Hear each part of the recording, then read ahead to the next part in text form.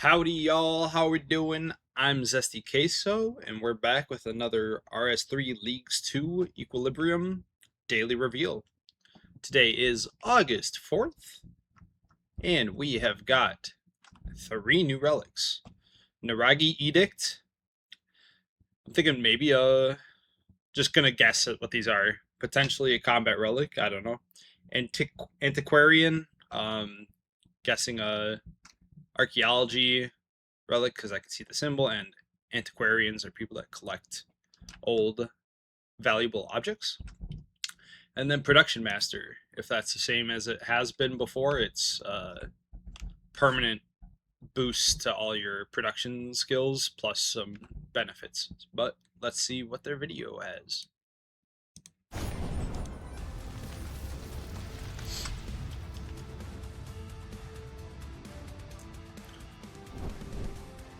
So, Sliver of Edicts can be activated from inventory, lasts 16.8 seconds. Heals, boosts your combat stats, revives you. Every 9 seconds. Virtual Spirits.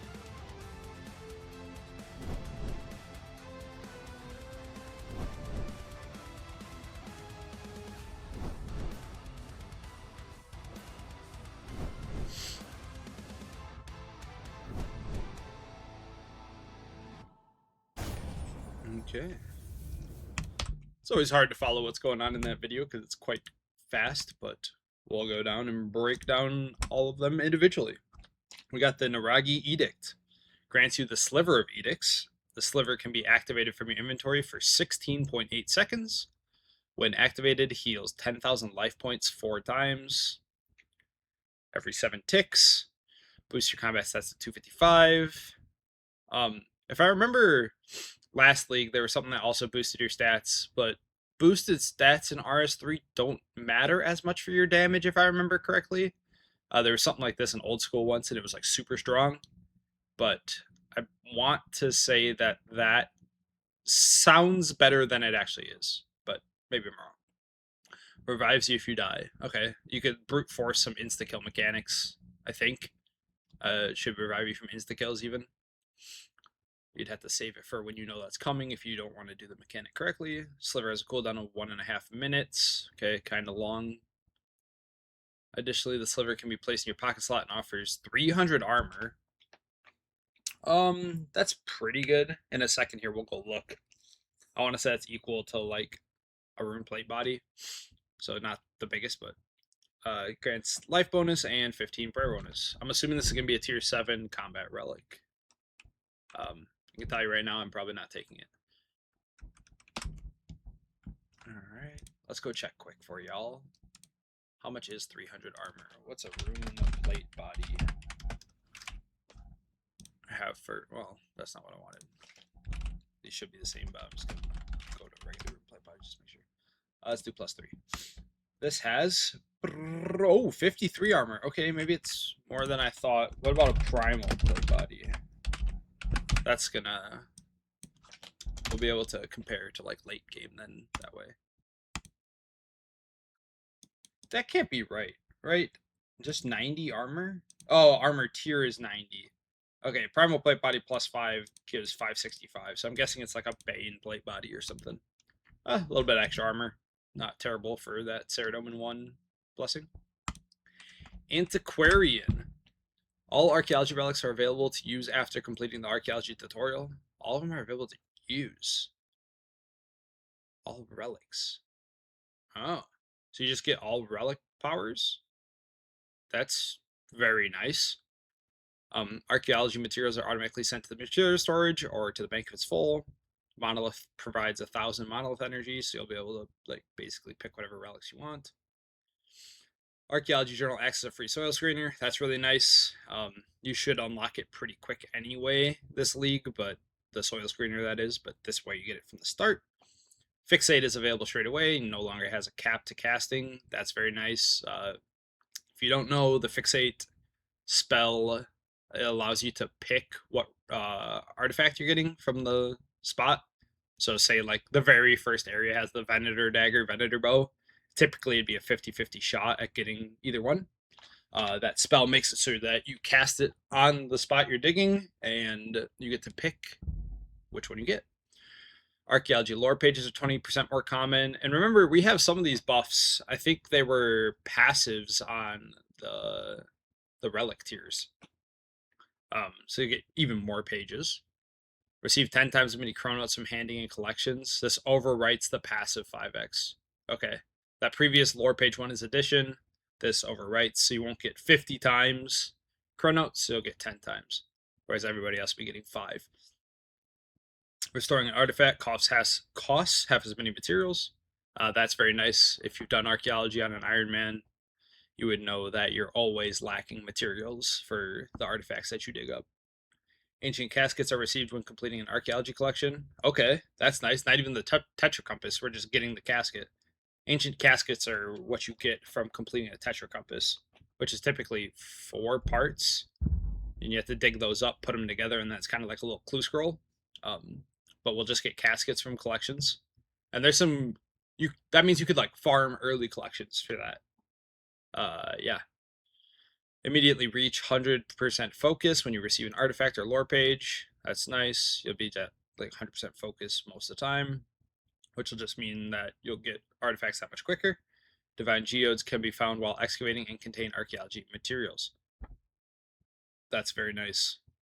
Very nice for archaeology, because we haven't really gotten a relic that helps with archaeology a ton. Like Survivalist, we don't get a Matic.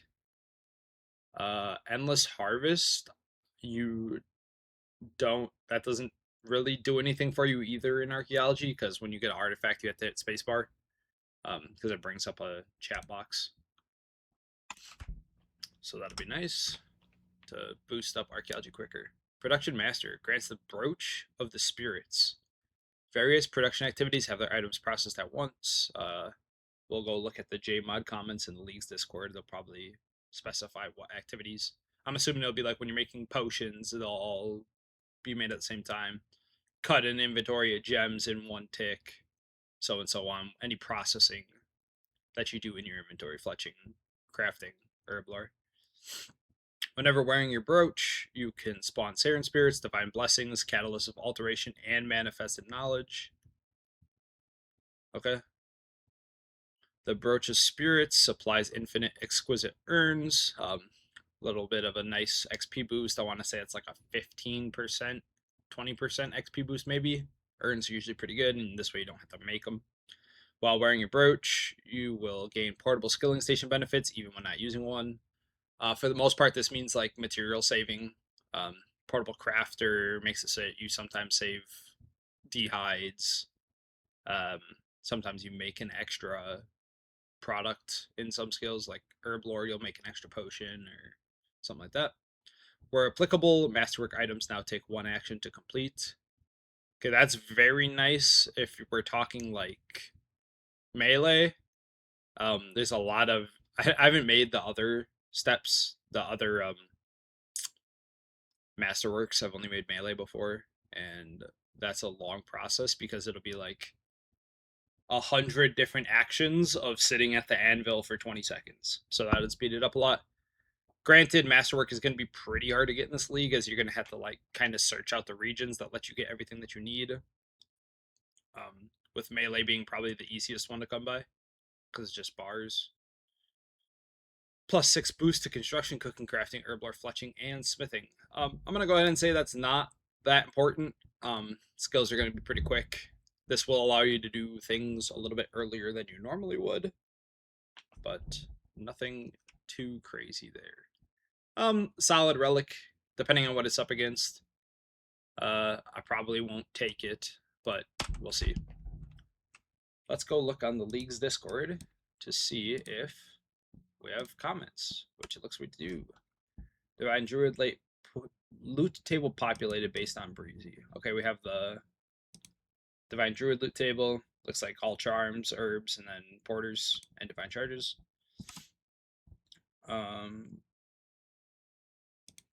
Let's see. From today's FAQ, how can I unlock blessings? What are blessing tasks and how do they work? Blessings can be unlocked by completing a number of blessing tasks. Blessing tasks are combat-oriented tasks, which will require you to take down monsters, bosses, including completing combat mastery achievements. Each region has 5 blessing tasks, ranging from simple tasks such as kill a goblin in Lumbridge to more difficult tasks such as defeat the Blackstone Dragon. Okay, I wonder if those are 2 tasks, or if that's just the kind of horizontal example. Because if those are tasks, kill a goblin in Lumbridge, we're gonna get our first blessing so fast. I mean, you could do that straight off the rip. And then the Antiquarian table, equal 1 in 45 chance to receive any archaeology material. Quantity 5 to 15. Okay, that's quite a bit. You're averaging 10 per proc. And I mean, you could get 1 of 45 different materials, so you could get stuff you don't want, but that's a good amount. Should just be a couple procs in what you're like, in what what artifacts you're collecting, and you should be good to go. Okay, it looks like we don't have this set didn't go over yesterday, but we have contract clause auto completed, which means that just to do Dagon buy, I believe you have to dig up a couple daggers that are like 65 archaeology and restore them and then turn them in at the bottom of the infernal source. So we will have binding contracts. It's good to know. We don't have to rely on those gamble rolls from like those other relics. Reaper point cap is removed. There's still a limit of 16,000 points on your account before you can spend more. Shouldn't be a problem for anyone. I mean, 16. I don't think you can spend more than 16,000. So if you hit that cap, good on you. Archaeology qualification requirements raised in the Reddit thread. Associate qualification is now set when you begin leagues. Okay, so we're starting as associate. I thought that they said that we have access to all of them. I'm not sure what that's going to mean exactly, but Dungeoneering token and reward shop. Dungeoneering tokens will now be multiplied at 3x and 5x at tier 3 and 5 passives, respectively. Okay, so if you're taking a region with an elite dungeon, or if you're taking the wildy to do dungeoneering at the actual dungeoneering at Daemonheim, you might want to wait till tier 3 or 5, because you'll be getting way more XP than tokens, because it's not it's not a 1 to 100 like it is in the main game. Main game, you get 1 token for every 100 XP or 10 XP. Can't remember which one, but we'll be getting them 5 times faster at tier 5, so you might want to wait then if you're gonna be grinding a bunch for like ruinous weapons. It applies to tokens from dungeoneering and elite dungeons, which means at tier 5 you should be getting 25,000 tokens every boss you kill in an elite dungeon. I believe the base is 5k. You will not be able to buy dungeoneering XP with tokens. Okay, makes sense. Brill Foxdaughter, which is the dungeoneering shop, has been placed outside the wilderness wall near Fort Ferinthree to give you access to the DG reward shop if you don't have wilderness. Okay, so you can still get dungeoneering rewards, but that means to get dungeoneering tokens without taking the wilderness, you would have to take Asgarnia and do Elite Dungeon 1, because ED 2 and 3 are in the wildy. I can't remember if stuff in the Zami dungeon gives dungeoneering tokens. It is possible, and if so, then you can get them from there as well. When you start the league, the player on farm tutorial is completed. You'll have 500 beans for those of you taking Kandarin. And for the boss rotations, the bosses that usually have a daily or weekly rotation, like Araxor, Rots, and Virago, you'll be able to choose what rotation they are on once you unlock tier 4 blessing, which is the first god tier. All right. After going over all of them, let's go pop them in the tier list. Antiquarian, that's the name, right? I'm gonna have to remember. Yeah, Antiquarian. There is no great archaeology solve up to this point. Archaeology is pretty slow, so having a relic that can boost you up. If this is against like Production Master and Animal Wrangler, I can tell you right now, I will be taking Antiquarian. I think it's a B tier. You unlock all the relics. That's really strong. The archaeology relics are very strong. That's gonna go A. I know my A tier is kind of getting a little bloated, but hey, when a relic's good, it's good, right? And we don't know what they're against, so it's hard to say for sure. Um, the Naragi Edict. This is just something I'd never take. Um, yeah, I think it's that simple. I'm gonna put it in D tier. We're not gonna need 40,000 life points over 16 seconds. I believe this boost to your combat stats is very, very low, like actual DPS increase, especially with how strong we're gonna be with our blessings.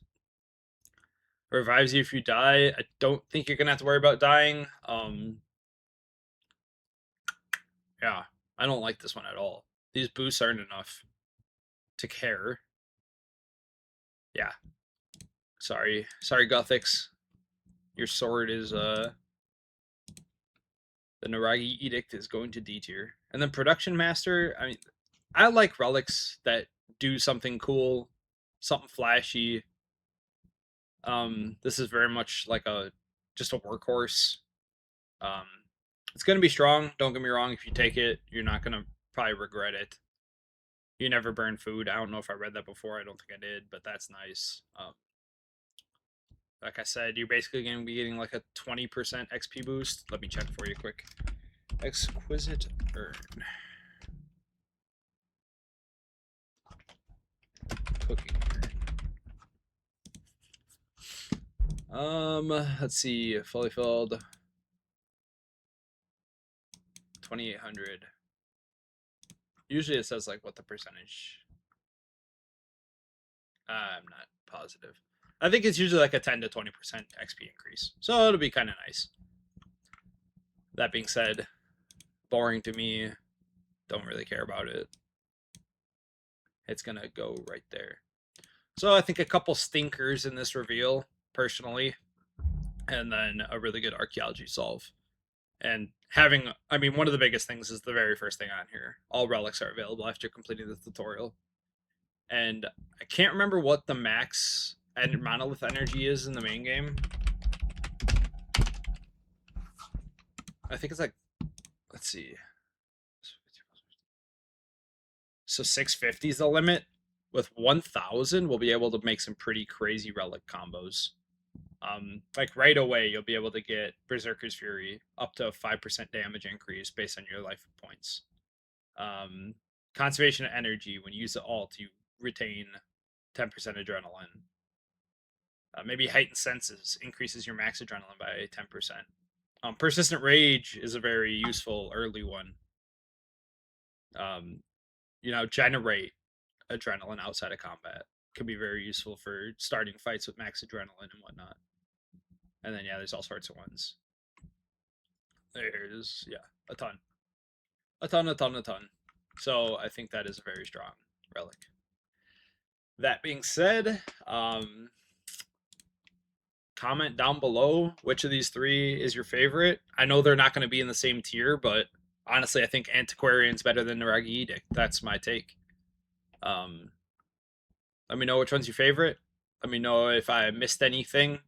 Yesterday, somebody pointed out that Necromancy does have shields, so I appreciate that comment. Even I learned something new. So yeah, like, comment, subscribe to keep up on the next ones, and we'll see you tomorrow.